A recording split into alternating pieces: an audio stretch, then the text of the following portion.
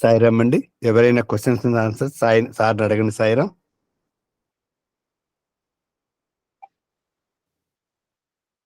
మీకేమైనా డౌట్స్ ఉంటే సార్ని అడగండి. సాయిరామ్.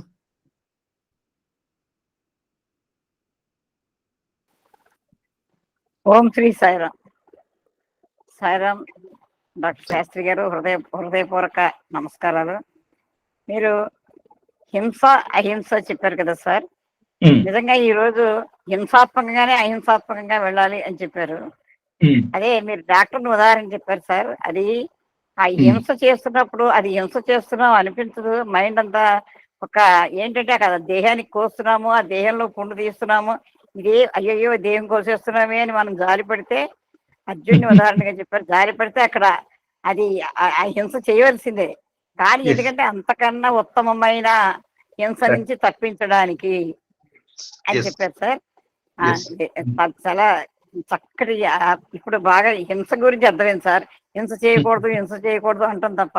తర్వాత ఒకటి సార్, మీరు ఈ ఆత్మ అనేది 20 తత్వాలతో కూడిన దేహానికి లీడర్ అని చెప్పారు కదా సార్.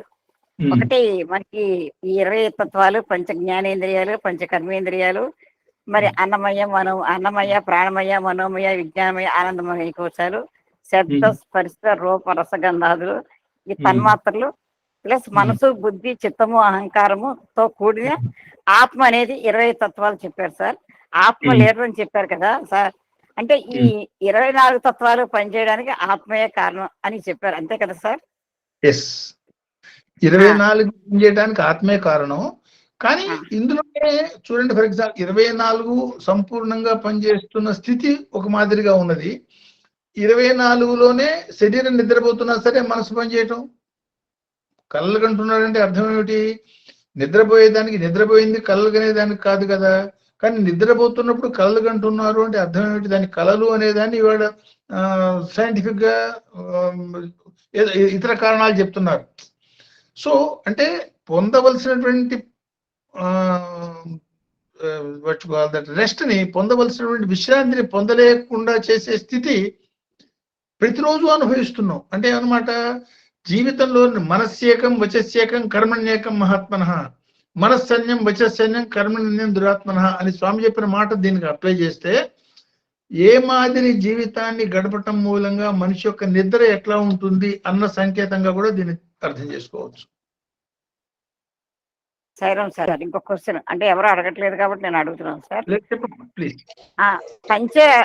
మనకి పంచకోశాల ద్వారా అనుభవం కలుగుతున్నారు కదా సార్. తర్వాత పంచ తన్మాత్రల ద్వారా అనుభూతా సార్?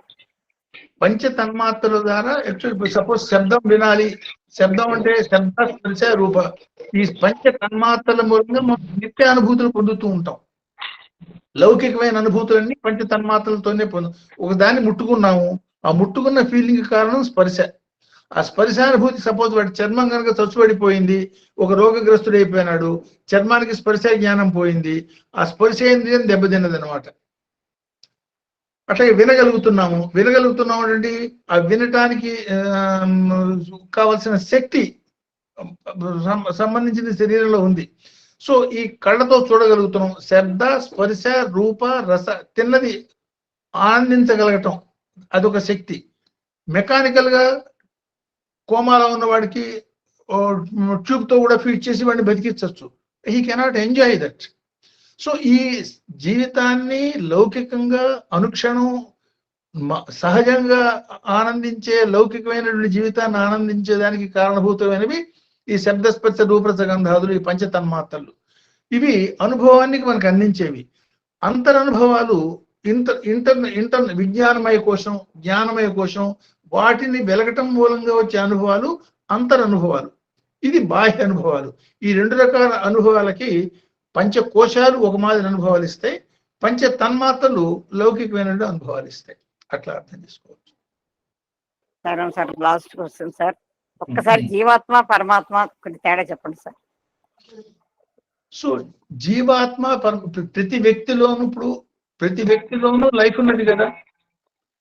ప్రతి వ్యక్తిలో ఉన్నటువంటి లైఫ్నే జీవాత్మ అంటున్నాం. ఫర్ ఎగ్జాంపుల్, ఇప్పుడు మనం అంతా ఉన్నాం, మాట్లాడుతున్నాం, అనేక రకాల కార్యక్రమాలు చేస్తున్నాం.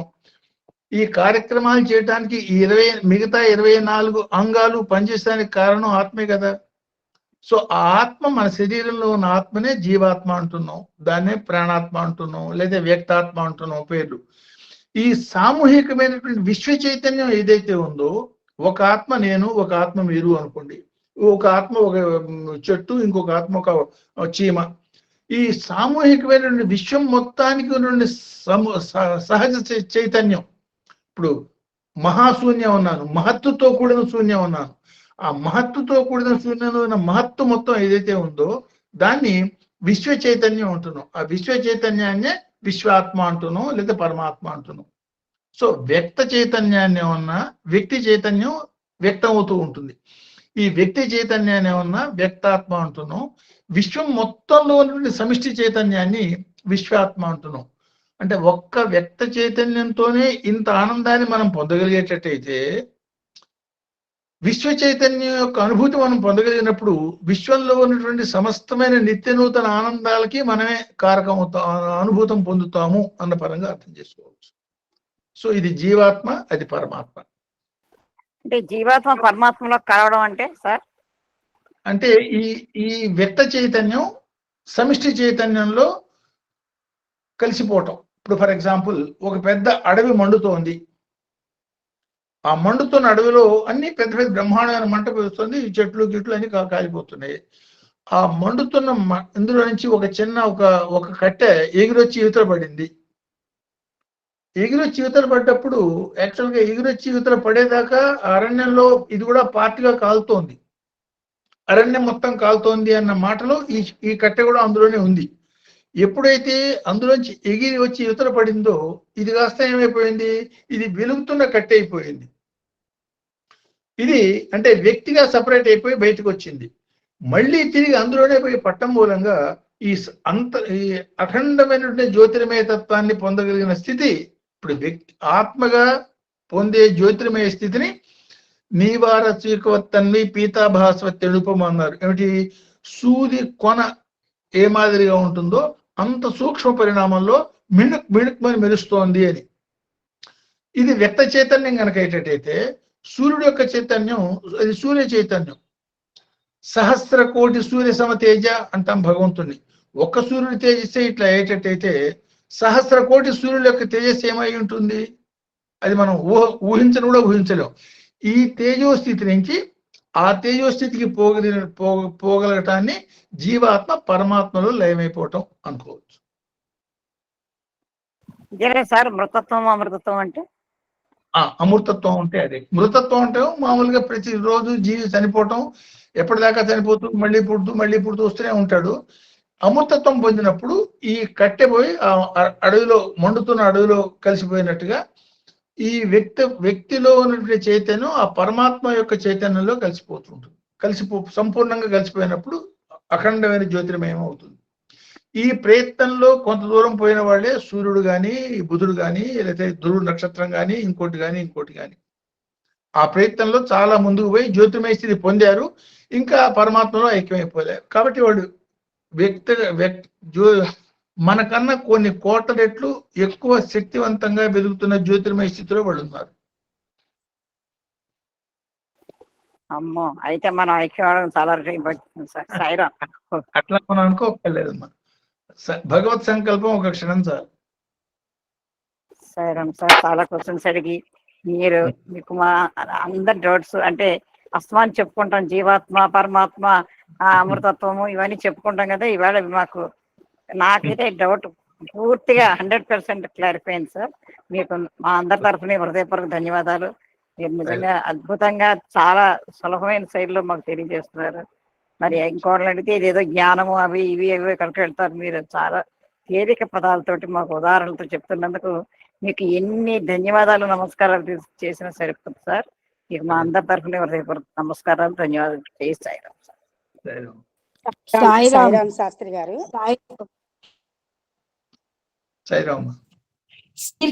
మీరు చెప్పండి.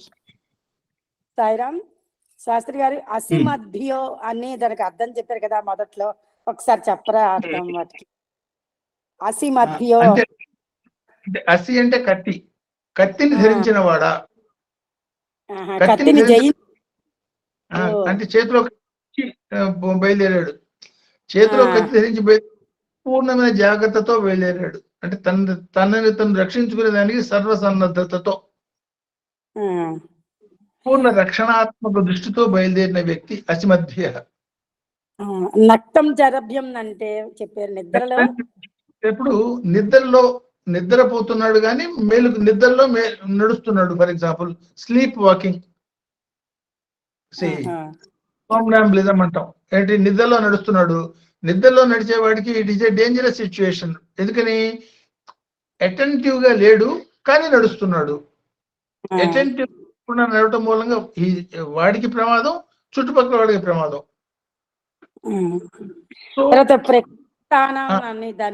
హింసా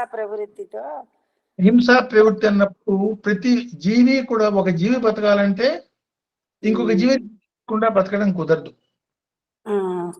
మనం అన్నం తింటున్నాం, అన్నం తిన్నామంటే ఒక జీవిని హింస పెట్టాం. అది శాకాహారి అయితే చెట్టుని హింస పెట్టాడు, మాంసాహారి అయితే ఇంకొక జీవిని హింస పెట్టాడు కదా. ఒకటి ఆహారం అంటే ఒకటి ప్రాణం ఇంకొకటి ఆహారం అవుతుంది. ఇది సృష్టి క్రమం. దీన్ని ఏ భావంతో చేస్తున్నాడు కర్మ? మనం చేస్తున్న భావన ఇస్ భావప్రియో భగవాన్. మనం చేస్తున్న భావన బట్టి ఆ కర్మ యొక్క ఫలితం మనకు అంటుకోకపోవటం అని ఉంటుంది. సపోజ్ అర్జునుడు కనుక వీళ్ళందరినీ చంపినటువంటి నరహత్యా పాపం అంటుకుంది, ఏమవుతాడు? హీరో కాదు, జీరో అవుతాడు, నెగిటివ్ పర్సన్ అయిపోతాడు. ఇప్పుడు ఈ మూడు కూడా రుద్రుడు అనే చెప్పారు. ఈ మూడిటికి కూడా అధిపతి రుద్రుడే కదా అని చెప్పారు. మూడిటికి అంటే ఈ మూడు రకాల స్థితులకి ఈ మూడు రుద్రుడి యొక్క నామాలు అన్నప్పుడు మనలో అనుక్షణం ఇవన్నీ చేసేవే. ఆ పతిని కనుక పట్టుకుని ఈ కార్యక్రమాలు మనం ఆచరిస్తూ శరణాగత భావంతో కనుక చేసేటట్టయితే సాధారణ పరంగా ముందుకు పోతాము. హింసాత్మకమైనటువంటి పనులకి ఆ హింస యొక్క ఫలితం మనకు అంటుకోకుండా అవన్నీ అహింసా కార్యక్రమాలు అయిపోతాయి. అర్థమైంది, వాటి కరెక్ట్ అర్థాలు తెలిసింది. కరెక్ట్ గా రాసుకోవడంలో చిన్న తేడా వచ్చింది, అందుకని మళ్ళీ అడిగాను. సాయిరామ్ అండి, చాలా బాగా చెప్పారు. సరస్వతి గారు మంచి క్వశ్చన్స్ అడిగారు, మాకు కూడా వాటి డౌట్లు క్లారిఫై ఇచ్చారు. చాలా చక్కగా ఉంది వాళ్ళ సత్సంగం. Thank you. సాయిరామ్. అది మనం క్వశ్చన్ అడగానే మ్యూట్ చేసుకోవాలమ్మా. మనం క్వశ్చన్ అడగానే మనం మ్యూట్ చేసుకోవాలి, అప్పుడు ఆయన మనకి క్లియర్ గా వినపడుతుంది. సాయిరామ్, ధన్యవాదాలు, చాలా మంచిగా చెప్పినారు. ఒక డౌట్, ఇప్పుడు పరమాత్మ జీవాత్మ ఇద్దరు మన దగ్గరే ఉంది. ఇప్పుడు ఆత్మకు మృత్యు లేదు అట్లా చెప్తారు కదా. ఇప్పుడు ఇది ఇప్పుడు కష్టమో నష్టమో మంచిది చెడ్డది అనుభవద్దే జీవాత్మవే అనుభవిస్తుంది కదా. ఇప్పుడు చెయ్యి నొప్పుతుందంటే మనమే అనుభవిస్తాను, అది అట్లా. ఇప్పుడు పరమాత్మ ఉంది లోపల, అది చూస్తుంది, అన్ని చూస్తుంది, జీవాత్మవే అనుభవిస్తుంది కదా. అదే నాకు కొంచెం అది అర్థం అవ్వలేదు ఎప్పుడు. అది జీవాత్మ పరమాత్మ యొక్క రిప్రజెంటేటివే జీవాత్మ అనుకో. మనలో జీవాత్మ ఉన్నది, జీవాత్మ అనుభవించదు. ఓకే, జీవాత్మ డజంట్, ఏ రకమైన అనుభవం దానికి లేదు. దానికి you can't cut it with a knife, you can't burn it, it is God. So no good no bad to it. జీవాత్మ మన శరీరంలో ఉంటే తప్ప మనం బతికుండం కాదు. కాబట్టి జీవాత్మ is like a referee, like a judge in the body, is not acting anything. The actor is mind. So suffer కావటం is due to mind, enjoy చేయటం is due to mind. So sufferance and enjoyment is only at the mind level, not at జీవాత్మ లెవెల్. జీవాత్మ is beyond suffering, beyond enjoying. ఇప్పుడు ఉదాహరణ చెప్తాను. For example, operate చేస్తున్నారు. Operate చేసేటప్పుడు ఎనస్థీషియా ఇచ్చి ఆపరేట్ చేశారు. ఎనస్థీషియా ఇచ్చి చేసినప్పుడు జీవాత్మ లోపలే ఉన్నది కదా. అవును. మైండ్ని మనం బ్లాక్ చేసాం. మైండ్ని ఎప్పుడైతే బ్లాక్ చేశామో మైండ్కి ఆ నొప్పి తెలియదు. మైండ్కి నొప్పి తెలియకపోతే she's not feeling the pain. అర్థమైంది. ప్రయత్నపూర్వకంగా సాధనలో మైండ్ని లేకుండా చేసిన వాడికి కూడా నొప్పి ఉండదు. ఇప్పుడు ఫర్ ఎగ్జాంపుల్ భగవాన్ సత్యసాయిబాబాకి తుంటి ఎముక విరిగింది. ఆ తుంటి ఎముక విరిగినప్పుడు నొప్పి ఎంత ఉంటుంది అంటే, బతుకున్న మనిషిని ఇద్దరు ఒక రంపం తీసుకుని, ఐరన్ కట్ చేసే రంపం తీసుకుని, suppose they started cutting him, ఎంత పెయిన్ ఉంటుందో అంత పెయిన్ ఉంటుంది. సో స్వామికి ఎప్పుడైతే విరిగింది అని అనగానే పీపుల్ స్టార్టెడ్, స్వామి చాలా నార్మల్గా ఉన్నారు. చాలా నార్మల్గా ఉంటే ఆశ్చర్య, స్వామి అని డాక్టర్లు అంటే, మీరంతా డాక్టర్లు కదా, ప్రూఫ్ ఉంటే కానీ నంబర్ కదా, కాబట్టి ఎక్స్రే తీసుకోమన్నారు. ఎక్స్రే తీస్తే there is a clear cut gap, విరిగిపోయినట్టు స్పష్టంగా కనపడుతోంది. విరిగిపోయినట్టు కనపడుతోంది కదా, ఇమ్మీడియట్లీ దే ఒక అటెంప్ట్ ఏదో చేశారు, మందు వేసేదానికి, లేకపోతే దాన్ని కట్టు కట్టేదానికి, ఏదో టాబ్లెట్.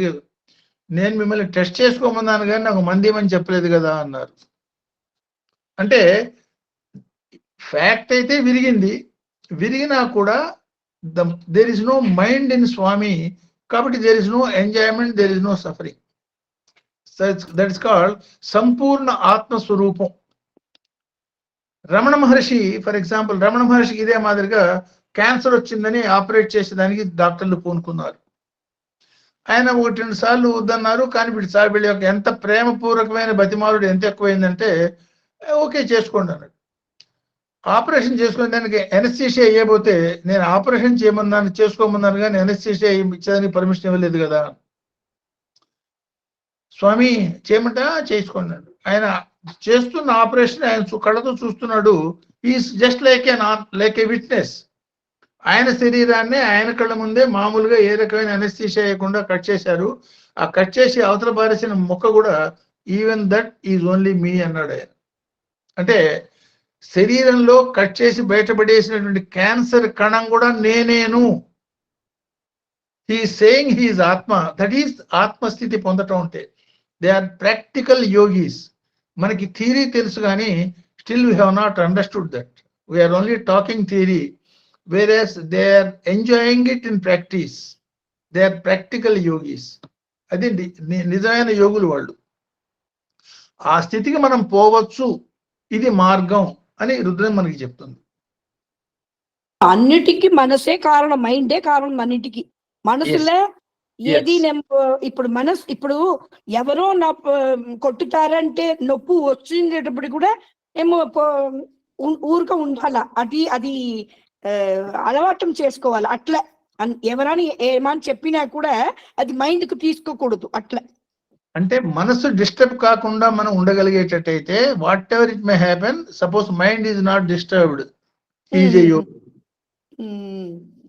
అర్థమైంది. Normal man gets disturbed at the mind level. Yogi no disturbance at the mind level, since he knows everything. He is not bothered about the mind. There is no mind active in him. ఏమాన బాధ కూడా mind, true mind only we are అనుభవం చేస్తున్నాము. ఆత్మ ఏమి అనుభవం అదికి లేదు. అట్లా పరమాత్మ చేయదు. ఆత్మ ఉండాలి కానీ ఆత్మ ఏమీ చేయదు. అందుకే ఇప్పుడు చెప్తారు కదా, ఏదో ఒకటి లోపల వచ్చింది అందుకే ఇట్లా చేస్తున్నారు అట్లా చేస్తున్నారు అని చెప్తారు కదా. ఏమో గోస్ట్ వస్తుంది అట్లా, అది కూడా కరెక్టే కదా? కరెక్టా? అది మైండే అట్లా పోతుంది అంటే అట్లా కాదు. అంటే సపోజ్ శరీరం ధరించిన వాళ్ళందరూ శరీరం లోపల ఆత్మ ఉన్నది ఒప్పుకుంటున్నాం. కొన్ని ఆత్మలు శరీరం లేకుండా కూడా ఉండొచ్చు.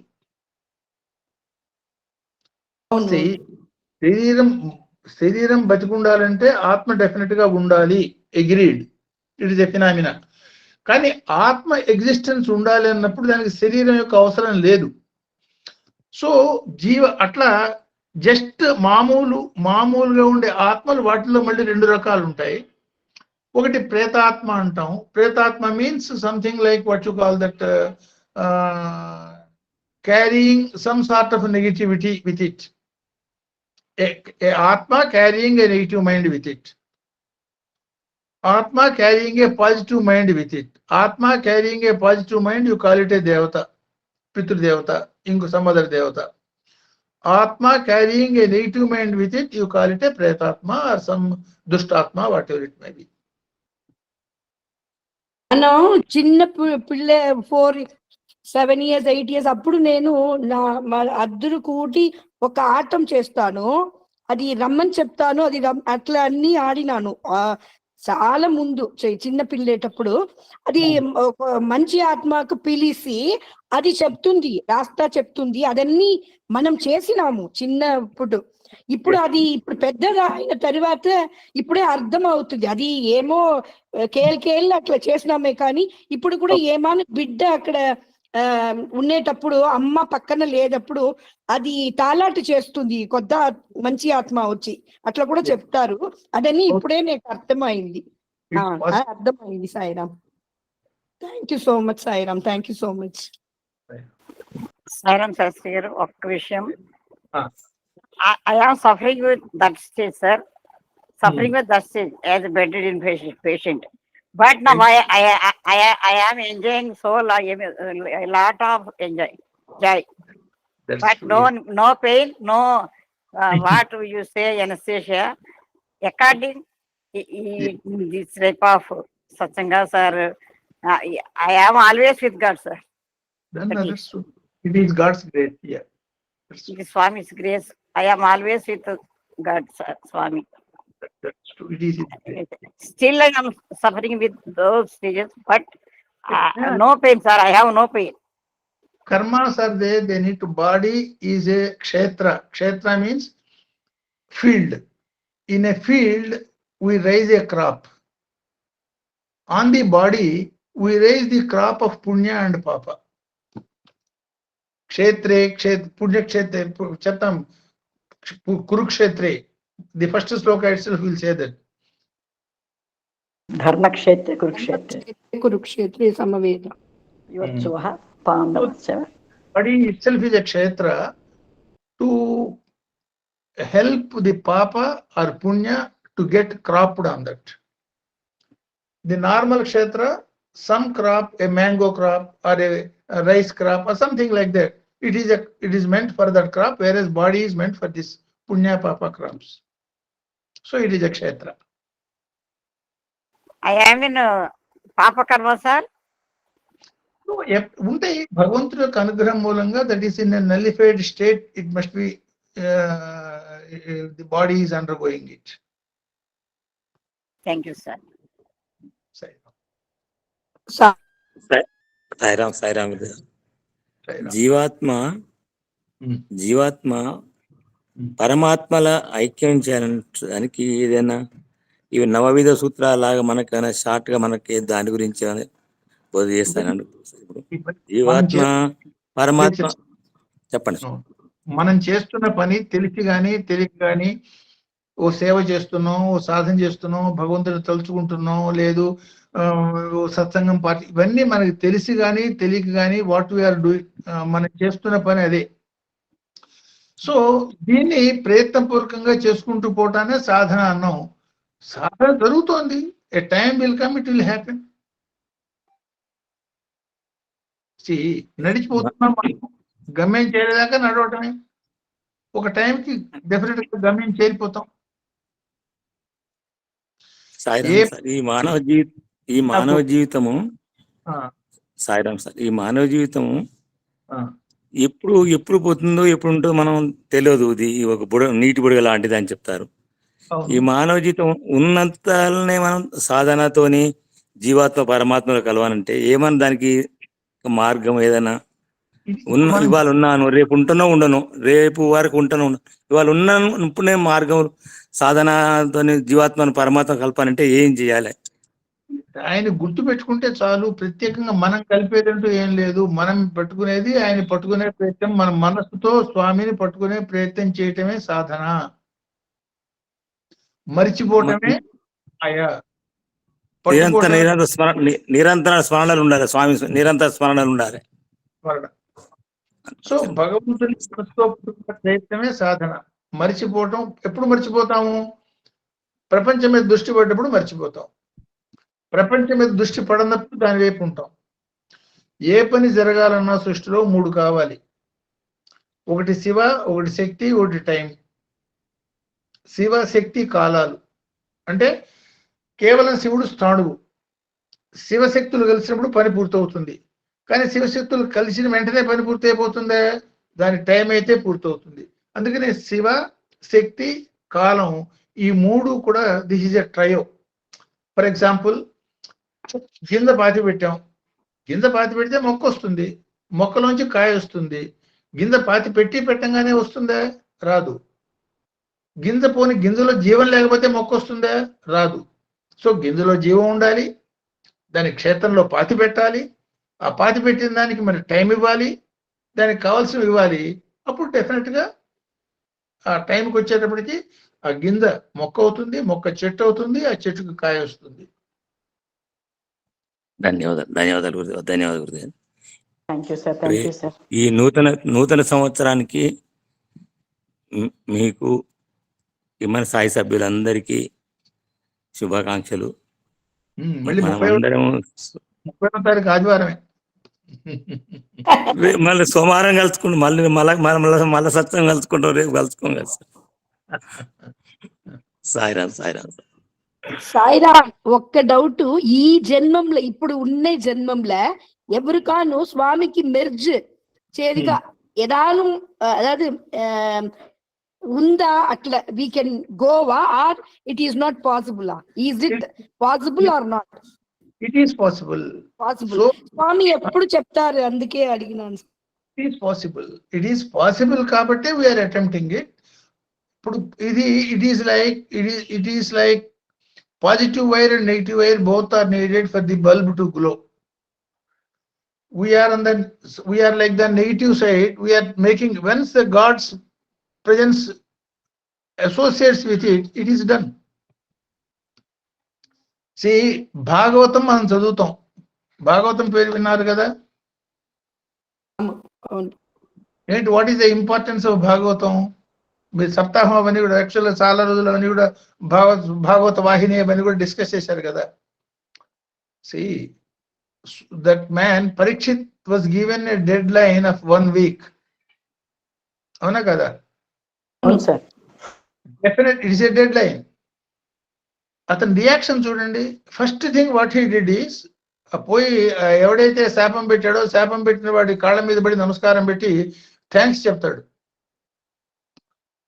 వారం రోజుల్లో చచ్చిపోరా అని శాపం పెడితే, నువ్వు నాకు వారం రోజులు టైం ఇచ్చావు కాబట్టి నేను దీని గురించి ఆలోచించి ఈ వారం రోజుల్లో పొందాల్సిన గతి పొందేదానికి నాకు అవకాశం చిక్కింది. అదే శాపం ఆ క్షణాన్ని చావమని ఇవ్వచ్చు కదా, అది చేయలేదే, కాబట్టి I'm extremely thankful to you అంటాడు. So that is the attitude required. That's number 1. శాపమే వరమైంది ఆయనకి, శాపం వరమైంది. ఎస్. సో ఆ యాటిట్యూడ్ తో పాటు కృషి means one has to work for it.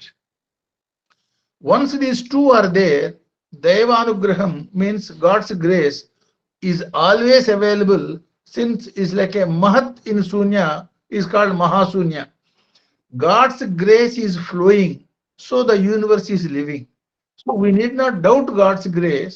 Mana prayatnam మనం డౌట్ చేయొచ్చు, సరైనటువంటి డైరెక్షన్ మనం డౌట్ చేయొచ్చు. సరైన డైరెక్షన్ లో ప్రయత్నం చేస్తున్నప్పుడు గాడ్స్ గ్రేస్ గురించి వీ నీడ్ నాట్ డౌట్. చాలా సంవత్సరం ముందు నేను స్టడీ సర్కిల్ లో మాట్లాడతాను ఢిల్లీలో. అప్పుడు ఒకరు వంది నాకు చెప్పినారు, middle man, he told I'm fed up of life. So that time whatever I told, I didn't tell, Swami only told. I told, I'm fed up, I don't want to leave. I said, you cannot do anything yourself. That is not correct. ఆత్మహత్య చేయకూడదు, ఏం చేయాలా అని అడిగినారు. అప్పుడు నా నోటిలింది ఏం వచ్చిందంటే, ఇప్పుడు నేను అన్ని ఏదో ఒక జపం తీసుకోండి, అదే చేయి. అట్లా చేస్తే 40 రోజు చేస్తే స్వామి తోటి ఐక్యం అవుతున్నారు అని చెప్పేసినాను. నాకే తెలీదు ఎట్లా చెప్పినాను. అప్పుడు నేను అది ఎంత రోజు చేసినా నాకు తెలీదు. నేను ఆ రోజు పూజ చేస్తున్నాను అమ్మకి, దట్ నవరాత్రి సమయంలో. అప్పుడు నాకు ఒక సీన్ చూసినాను పూజేటప్పుడు. ఏ సీన్ అంటే స్వామి ఫోటో ఉంది, ఈయన ఏమో లోపల వెళ్తున్నారు, అట్లా నేను చూసినాను. ఆమె 15 నిమిషాల తరువాత నాకు అక్కడి నుంచి లక్ష్మి, ఆయన పేరు లక్ష్మి, ఇప్పుడు కూడా పుట్టపర్తిలే ఉన్నారు, ఆయన లేదు ఇప్పుడు, అది వైఫై ఉంది. అక్కడి నుంచి ఫోన్ వచ్చింది, ఈయన చచ్చిపోయినారు అని. నేను ఇది ఎవరికి చెప్పలేదు, నాకు ఏమో భయం వచ్చింది.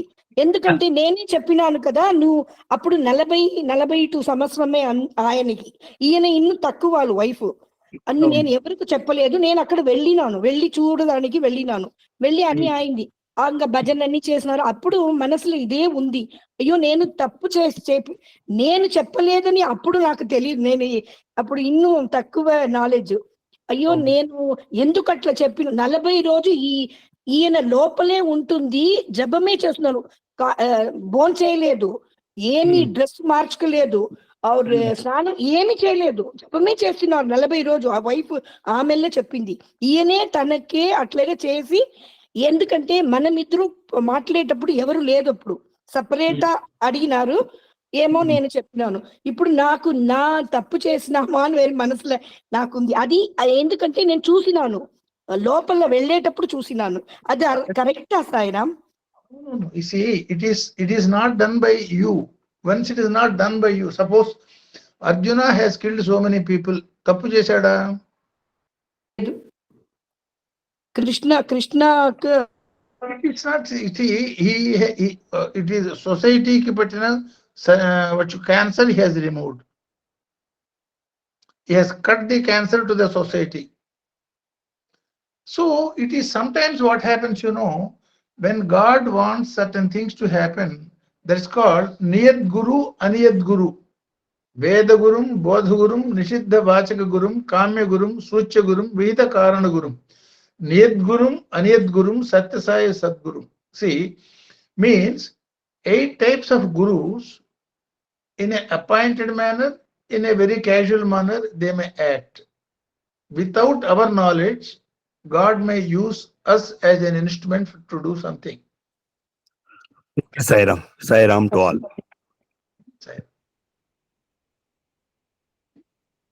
Okay? Okay, man. Okay, sir. Sairam. Sairam, all of you. Sairam. Thank you so much Thank you, Sairam. Sairam. Thank you, Sairam. ధన్యవాదాలు.